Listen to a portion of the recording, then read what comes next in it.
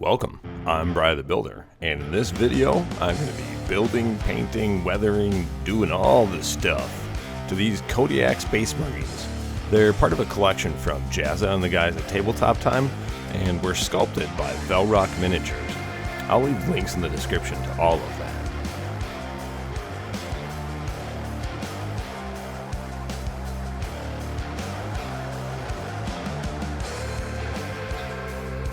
Don't forget, if you like any of what I'm doing, please hit that like button and please subscribe.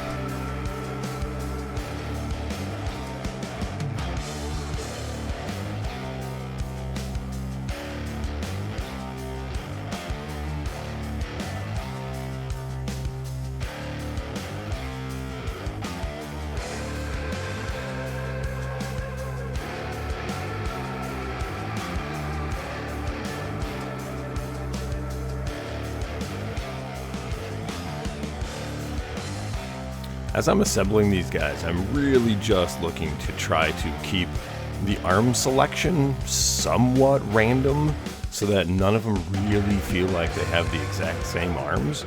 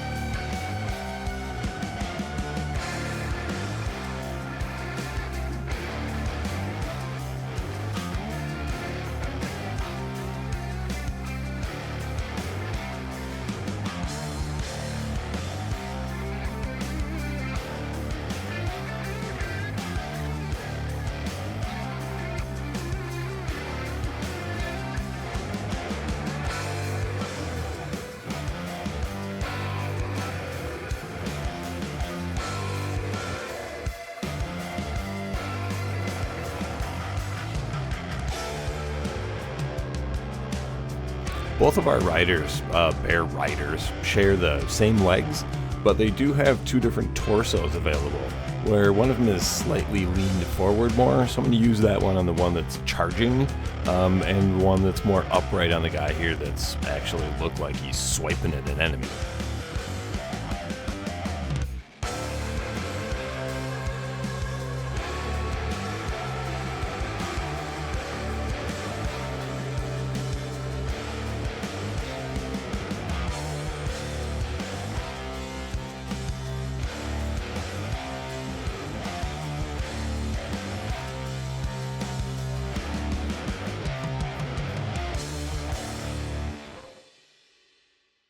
The shield arm that I'm using here was modified by me in 3ds Max to add the symbol that I added to the shield for the Dreadbear.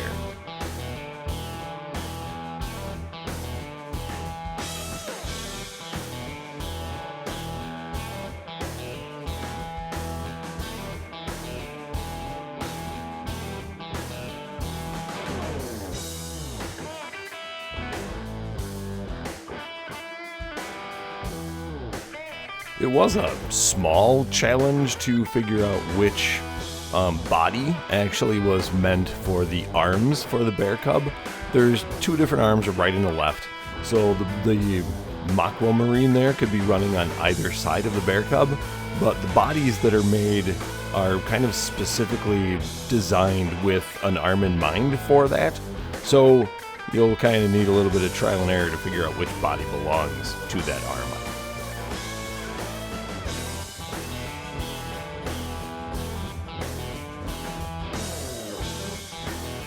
If you use green stuff or any of the other two-part epoxies, I would suggest that you try Abe's Epoxy Sculpt. It really is a fantastic sculpting medium.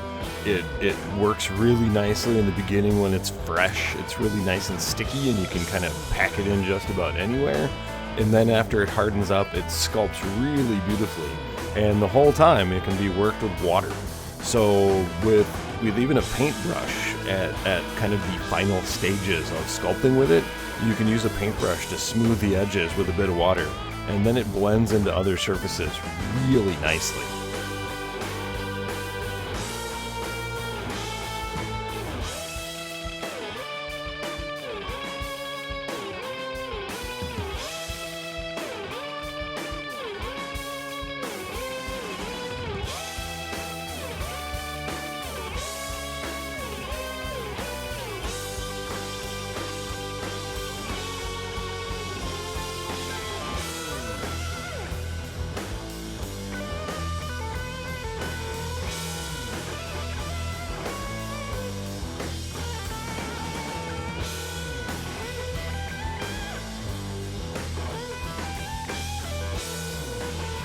In order to get the two guys that are standing on a rock to actually fit on these forest bases, the base had to be carved away a bit, as well as the underside of both of the rocks, to get them to blend together and match up a little bit better.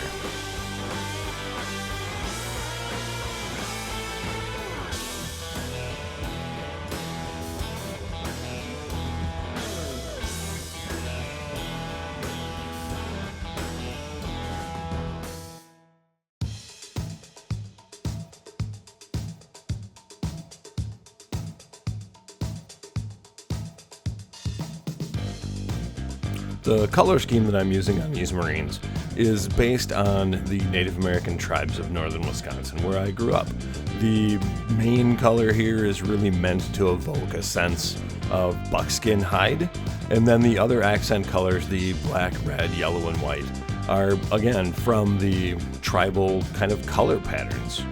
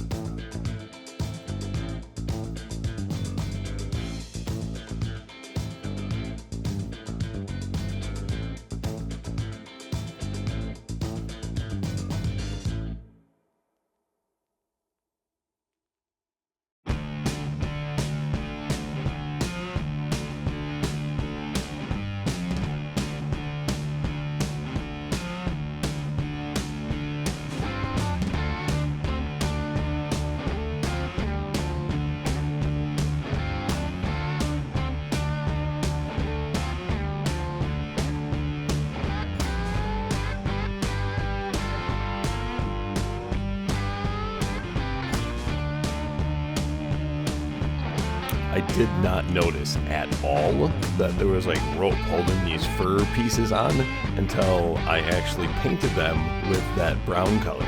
So once that tan brown was on there, then that rope was actually noticeable, and obviously I'm going back in and painting it now with that dark sand color.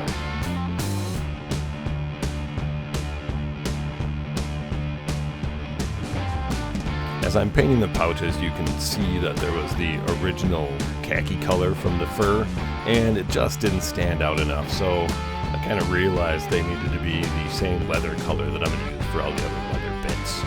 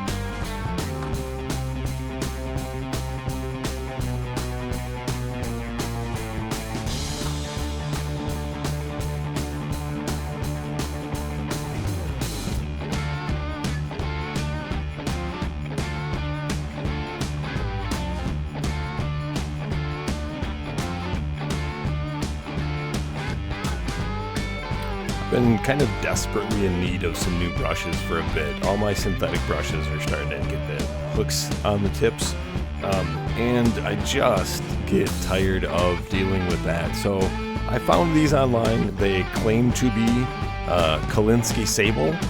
We'll see. There was 10 brushes for 25 bucks.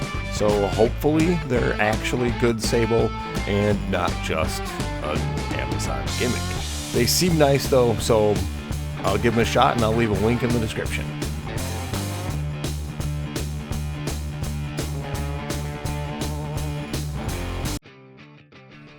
If you do ever buy sable brushes though, you definitely want to keep using your cheap synthetic brushes for all your metallics. Metallics, if they harden at all in your sable brushes, will really mess up the sable.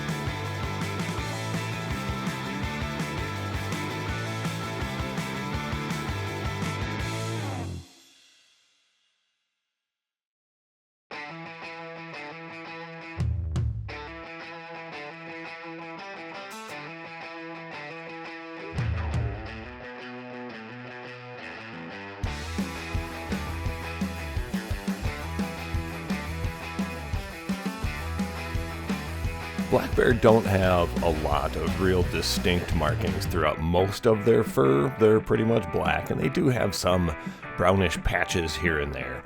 At least some of them do. But the face tends to actually have quite a bit more pale light brown color to it.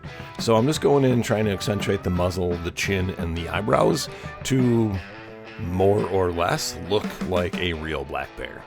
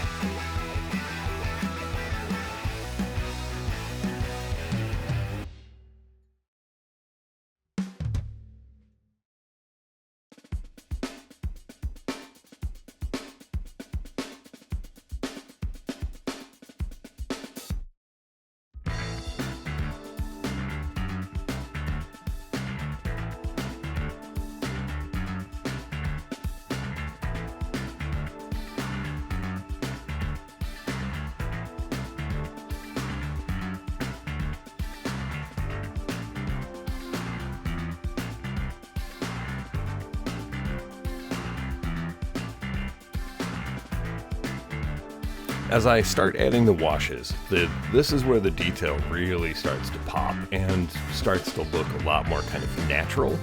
I am thinning this Seraphim Sepia down a lot as I apply it, especially near the upper parts. I'll go a little heavier near the feet and legs and keep it relatively pale and thin up at the top, so it doesn't really change the color drastically, but it definitely gives it a nice kind of warm tint, and I think really gets all of the edge details to pop a lot more.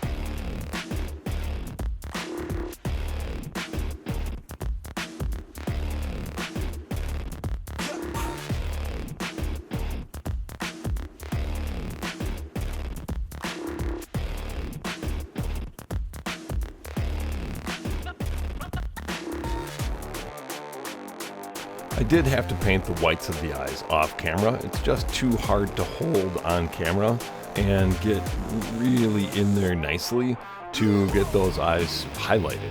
And then the yellow wash really is, or the transparent yellow from Vallejo, is really just to kind of give it that yellow glow.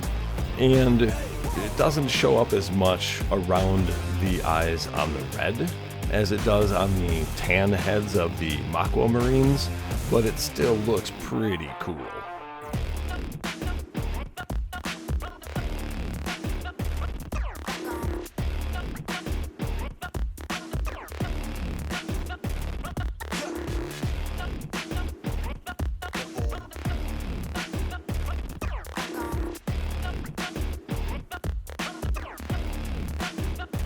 The real challenge with painting tiny eyeballs like this is getting them to actually feel like they're looking in the same direction.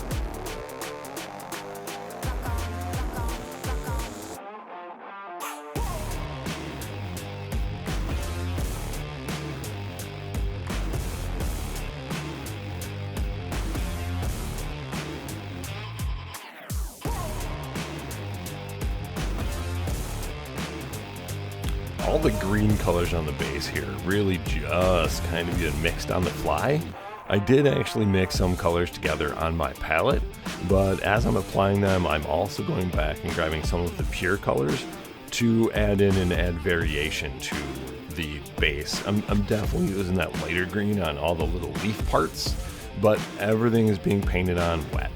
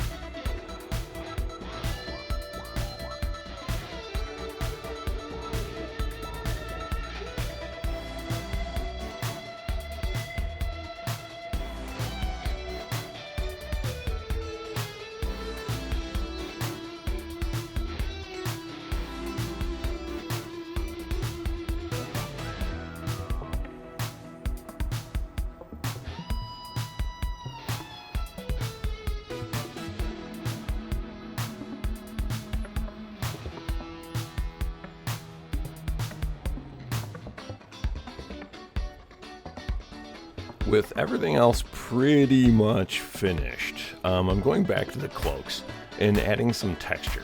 So I'm doing a very thin glaze of a couple different grays to add some hatching and cross hatching to all the little raised details. I want the raised parts to stand out a bit more and add texture. So the hatching and cross hatching adds, in my opinion, at least a bit of feeling of tattered cloth.